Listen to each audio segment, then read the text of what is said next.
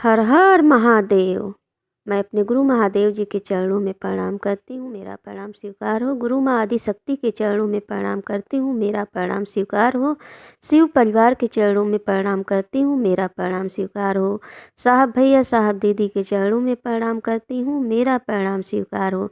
सभी गुरु भाई गुरु बहनों के चरणों में मैं प्रणाम करती हूँ, मेरा प्रणाम स्वीकार हो। गुरु भाई गुरु बहन, मैं आपके सामने बहुत ही सुंदर शिव चर्चा लेकर आई हूँ। अगर ये शिव चर्चा मेरा आप लोगों को पसंद आए तो सब्सक्राइब करना मत भूलिएगा। एक ऋषि मुनि थे। ऋषि मुनि महादेव जी के बहुत बड़े भक्त थे।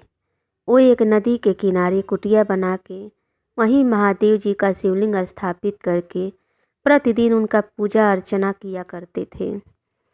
उनका पूरा जीवन बीत गया महादेव जी के चरणों में अपने आप को समर्पण करके और वहीं तपस्या किया करते थे।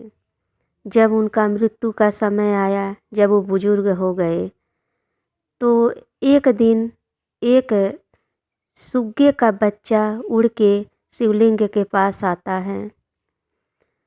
ये महात्मा उस बच्चे को देखते हैं तो कुछ कौवा उस बच्चे को ठोड़ से उसको जो है घाव कर दिए रहते हैं उसके पीठ पर, खुदिया खुदिया कर अपने ठोड़ से, और वो दर्द से तड़प रहा था सुग्गे का बच्चा। ये क्या किए महात्मा, उस बच्चे को मलहम वलहम किए, आयुर्वेद मलहम बनाए, खुद अपने हाथों से उसको लगाए और उसको जो है प्रतिदिन उसका सेवा करने लगे। उसकी सेवा करते करते उसको जब वो सुग्गे का बच्चा ठीक हो गया तो वो बच्चा कहीं जाता ही नहीं था, वहीं रहने लगा उनके आश्रम में ही। अब ये महात्मा अकेले रहते थे। अब इनके मन में उस सुग्गे के बच्चे से प्रेम हो गया। ये जो है जब तक उसको कुछ खिलाते नहीं थे, उसको पानी नहीं पिलाते थे, उसके लिए भोजन बना के उसको देते नहीं थे, तब तक इनकी चिंता लगी रहती थी। अब इनका आधा ध्यान उस बच्चे पर लगा रहता था, तोते के बच्चे पर। फिर जब ये समय पाते थे उस बच्चे को खिला पिला कर, जब इनको समय मिलता था तब महादेव जी की आराधना किया करते थे। जब इनका मृत्यु का समय आ गया, कुछ दिन बीता, एक आध महीने का जब वो बच्चा हो गया, पढ़ा गया, उड़ने लगा, और उड़ के फिर वो इधर उधर से उड़ के फिर यहीं आश्रम में बाबा के पास आ जाया करता था। तो जब ये मरने लगे तो इनका ध्यान उसी बच्चे पर लग गया कि इसको मैं पाला, इसको चोट लगा था, इसको मैंने ठीक किया, इसको समय समय से मैं भोजन दिया करता था, पानी दिया करता था।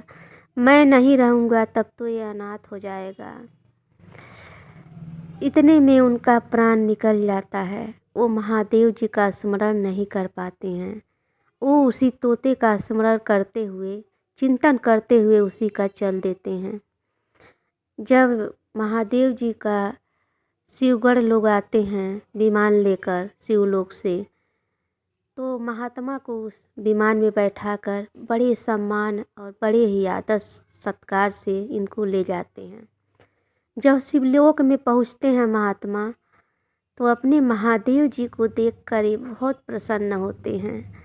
माँ आदिशक्ति को देखकर, शिव परिवार को देखकर इनका हृदय गदगद हो जाता है कि मैं जन्म भर महादेव जी का तपस्या किया, आज उसका फल मुझे मिल गया, आज मैं महादेव जी के लोक में आ गया, यही तो मेरी इच्छा थी।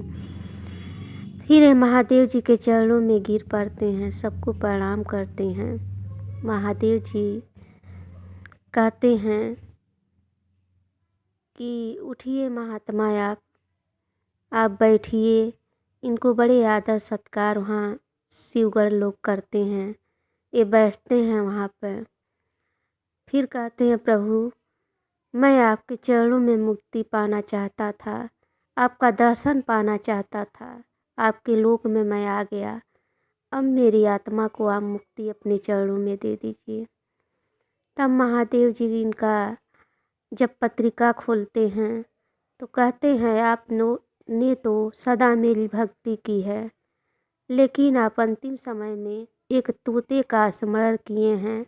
आपको तोते से प्रेम हो गया, उसके बच्चे के प्रेम में आप इतना लीन हो गए कि मरते वक्त आपको मेरा स्मरण करना चाहिए, मेरा चिंतन करना चाहिए था, और आप उस तोते के बच्चे का चिंतन करते हुए अपना प्राण त्याग दिए।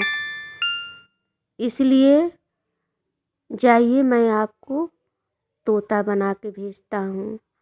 आप इतना जप तप कीजिएगा, जितना जप पाइएगा उतना जप तप कीजिएगा। ब्रह्मा विष्णु महेश सभी देवी देवता जब उपस्थित होके आपको आशीर्वाद देंगे इस तोते के योनि से, तब आपको मुक्ति मिलेगी, तब आपको मेरे चरण में मुक्ति मिलेगी। जन्म मरण के फेरा से आप बचेंगे।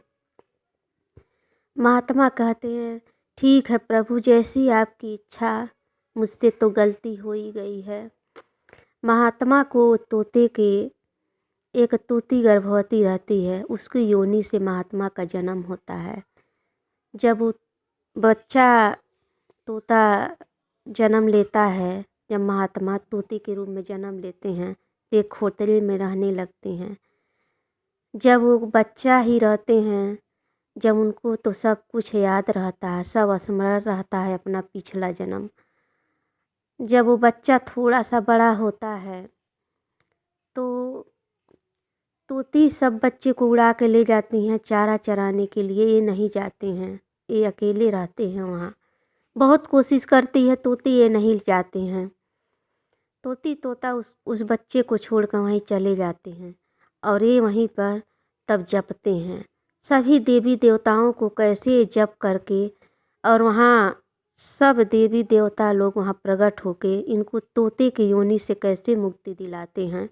आइए इस भजन को आप लोग सुनिए।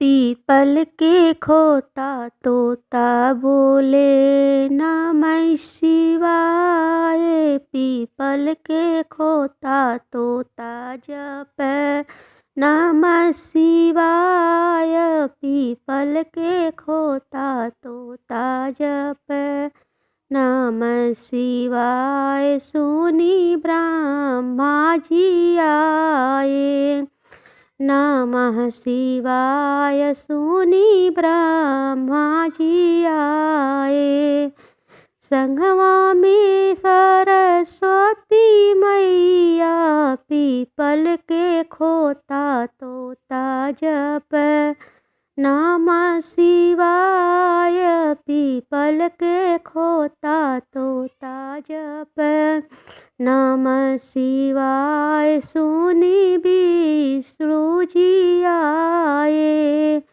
नमः शिवाय। सुनी विष्णु जी आए, संगवा में आवे लक्ष्मी मैया, पीपल के खोता तोता जप नमः शिवाय, पीपल के खोता तोता जप नमः शिवाय। सुनी भोला जी आए, नमः शिवाय। सुनी भोला जी आए, संगवा में पार्वती मैया, पीपल के खोता तोता जप नमः शिवाय, पीपल के खोता तोता जप।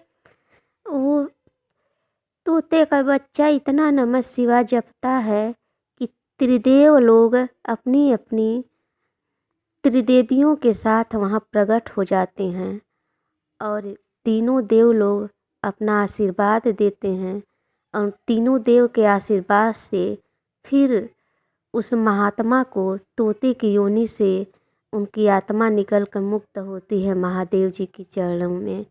तो हमारे महादेव जी इतने दयालु हैं। हर हर महादेव।